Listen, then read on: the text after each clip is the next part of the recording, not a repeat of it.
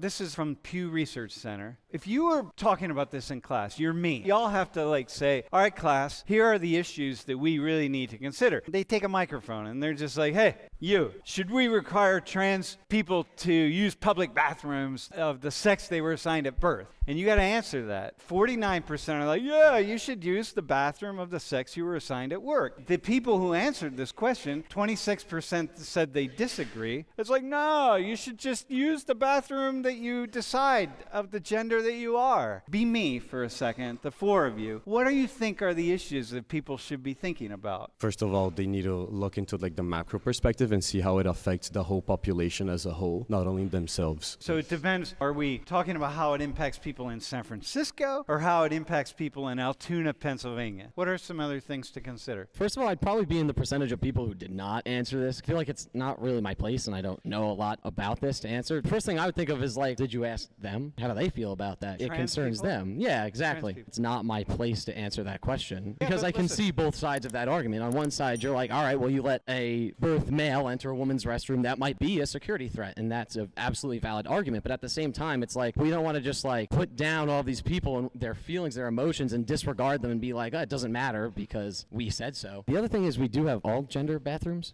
which is a pretty good solution to the problem. Maybe if you were that as teaching this class, you might say, hey, we should think about all gender bathrooms and what that's about. I feel like I kind of first went to the all gender bathrooms thing. I see the perspective of the people that agree and like disagree. Can't really not have an opinion because it kind of affects you in your everyday life and stuff. Like you use a public bathroom, you are with these people and stuff. And so my brain kind of went to like the all gender bathrooms thing. If there's a solution, then why is there debate about it? If we already have the solution of an all gender bathroom or people who feel like a preference to use a certain bathroom, like they have an alternative to do so in their privacy that they seek, why is there an argument to make them even more uncomfortable and put them in even more uncomfortable situation? All right, okay, so you would put that out there in that way to the class. All right.